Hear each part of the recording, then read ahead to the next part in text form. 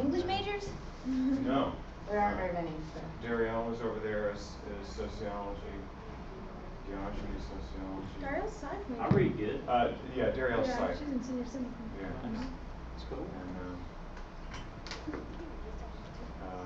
the only one I let's know. see. Questions.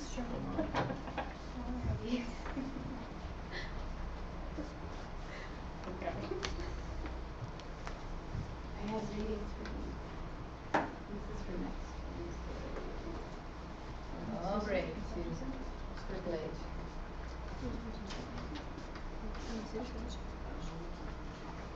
Okay.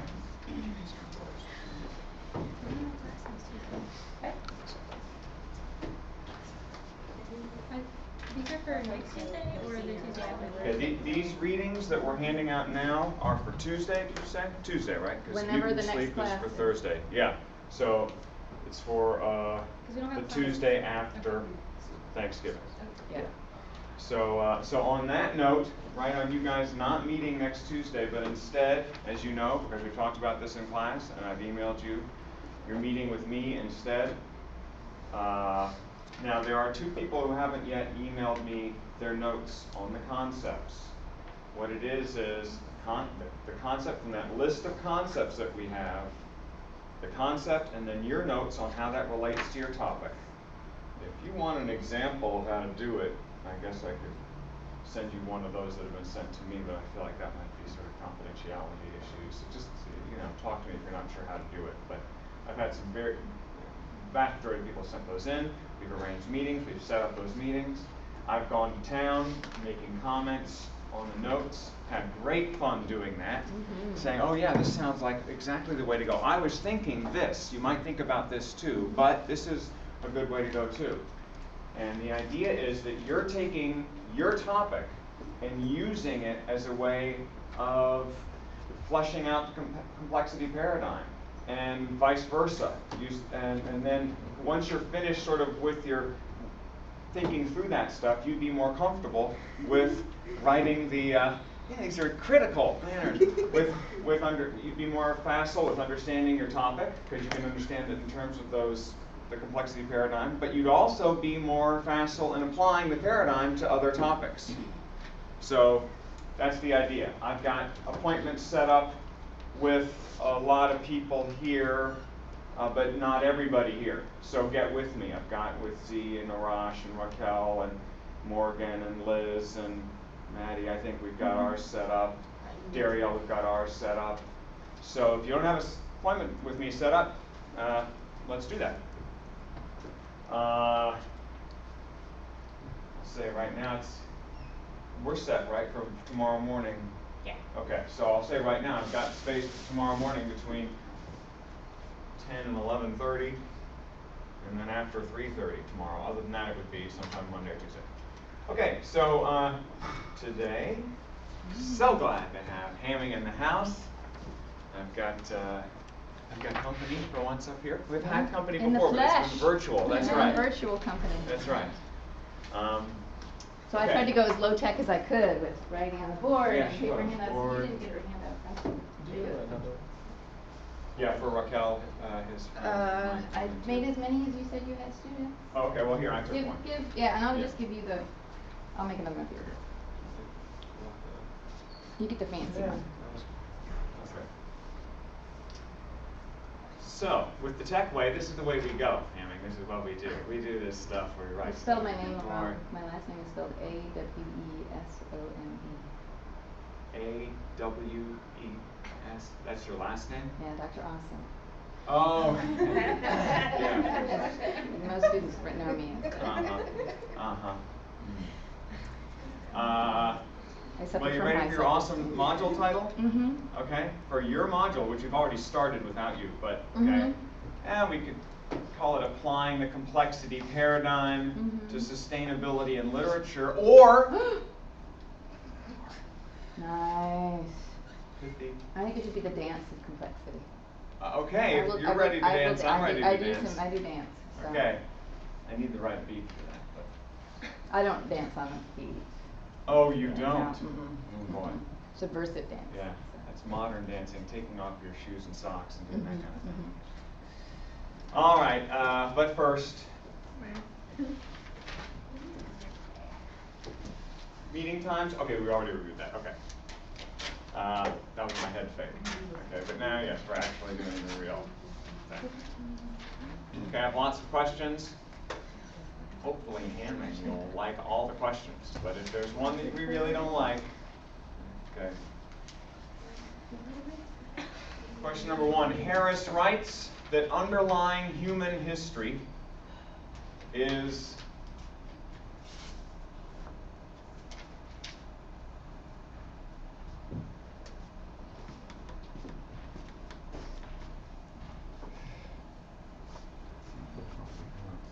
question number 2. I've written some of the answers on the board. Oh yeah, that's right. I should Yeah. stop doing that. Don't look over here. Of that, Harris says it is. Where's my coffee, Gene? I moved it so that it wouldn't, I Here. could put my notes there, sorry.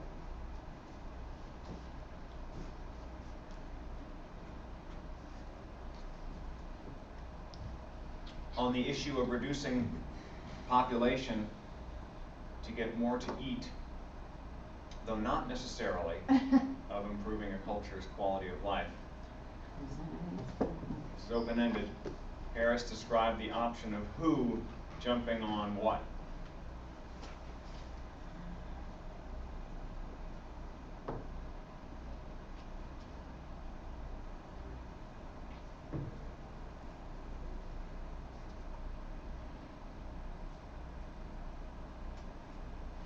Okay. Question number 4.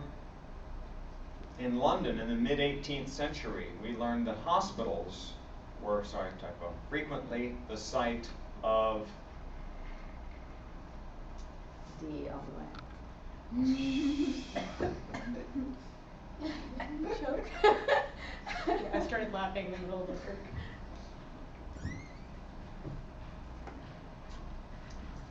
It's always D all the way, but in this case. A key revolution Harris described was in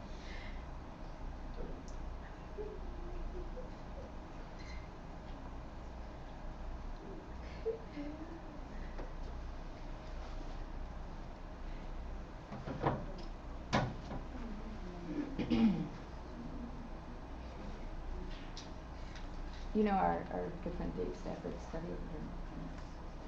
Yeah, I know, yeah. At both the beginning and end of the selections we read, Harris says he is not. He's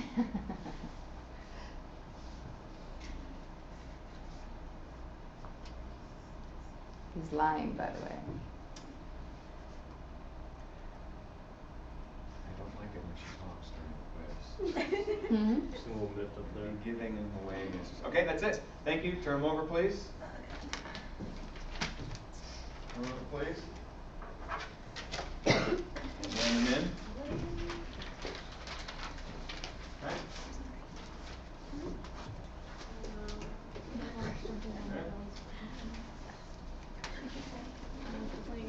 All right. Let's go over these. So Harris writes that underlying human history is what? What's that? Intensification? Yes. Yes, Maddie. Intensification. I also have high hopes for Maddie here because she was writing here. She had something to write. Of that, Harris says that it is counterproductive.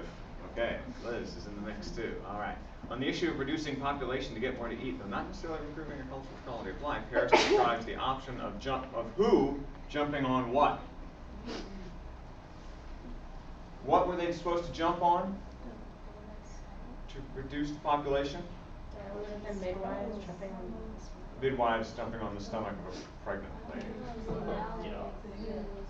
I don't know, I hit a dead chicken with a mallet once and the egg just shot right out. So. And it was fine. The egg was fine.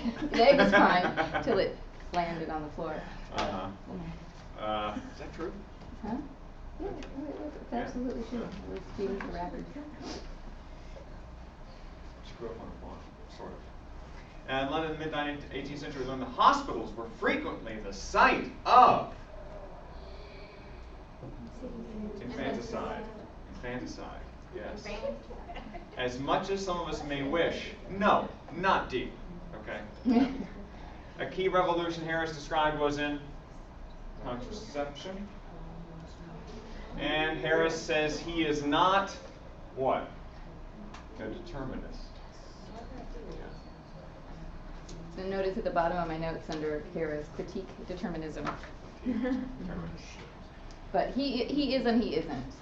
Yeah. But he's swimming against a tide, so often you have to come off as a little bit deterministic in order to do that. So. Yeah, I have, well, yeah, we'll get to that today, right? Mm-hmm. But I thought we might review this stuff just for the sake, partly for the sake of hamming, but also because we didn't go through this phrasing last time. I changed it a little bit, highlighted it a little bit differently in terms of what we're getting at with complexity. The structure of complexity we're seeing as non-linear relationships, so what happens at one level, it doesn't sort of happen for the same reasons or relate in the same way as what's happening at another level. Between nested and co-evolving systems, nested hierarchically, but co-evolving sort of in a peer contemporaneous way on the same level. Each with their own attractors, things that are making sense for them, the forms that are sort of holding them consistent, albeit in variable and random after that, of shared information, and points of criticality where there's that edge of chaos where things have to die in order to find renewal. That sort of, I was talking with Morgan about this today, the sort of the edginess of it and sort of coming together between stable structure and stuff that is dissolving or has already dissolved. Compost. Yeah, compost. And then clumped for process, sort of thinking about how this might work processually, that attraction, gravitation or whatever, or attraction to information processing fluency, or track to the things you can understand. But it also becomes bored after a while. You become bored and things dissipate. So there's an attraction, dissipation sort of thing. That's not just psychologically either, but in terms of energy as well, how that works. That causes novelty, leading to the emergence of punctuated equilibria. We talk about that, species evolving, but any sort of new thing that comes up, Harris talks about that sort of thing too. Facilitated by media, and this is something that in our readings we haven't sort of, maybe I'm missing something, but we haven't run across a concept that gets at the importance of the media of interaction, or the medium that you're using to communicate, how atmosphere, water, things like that, the internet affect the rate of transference and the rate of sort of how things can emerge. Well, certainly that, I'll get into that to a certain extent when I talk about linguistics in the first part of my talk. So. Okay, great. I think that's it. And I wanted to sort of go through, just go back to two pictures that we saw last time, with Hamming here in the room, and maybe give us another chance to think about what Vertinsky, isn't that his name, Tim Vertinsky, is sort of getting at here. And maybe in terms of things that we've talked about before, any concepts that this relates to for you all that we've talked about, or how it might relate to complexity. Anyone want to just throw out a thought, even if it seems undeveloped on this? Excessiveness, maybe? Excess? Mm-hmm. And therefore, maybe I'm thinking about this because we talked about this earlier today. Remember when we were talking about the North American forest being sort of this dominant, there's a few dominant trees that go everywhere. We're in the middle of the piney woods sort of range, right? Pine trees are dominant here. And I wonder about what dominance does to proliferation, sort of an excess of production. Well, does it help to know where this is? Do you know where this photograph was taken? It's in a supermarket in China. Bertinsky is really interested in, I mean, so if you look at this from an aesthetic standpoint, what do you see? What is the structure of the photograph?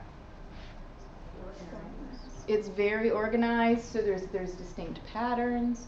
There are these very clear vertical lines as well as some clear horizontal lines.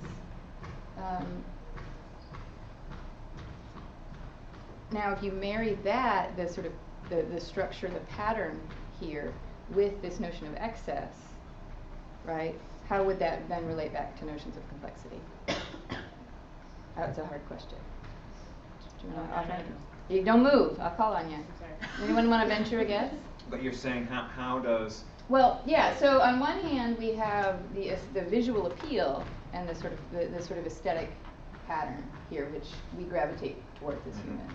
On the other hand, we know the sort of social and economic context of this photograph, right? That below the surface is one of exploitation, of consumer excess, particularly the way that people in the developed world exploit workers in China and Haiti and Cambodia, and et cetera, right?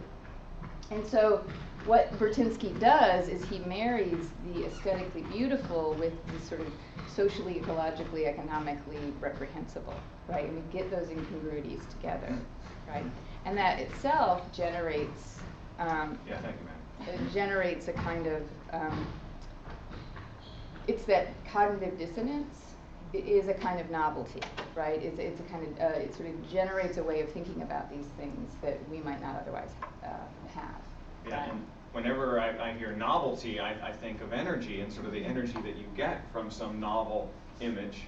And so you get a realization of maybe the contradictions that are produced in a system like this.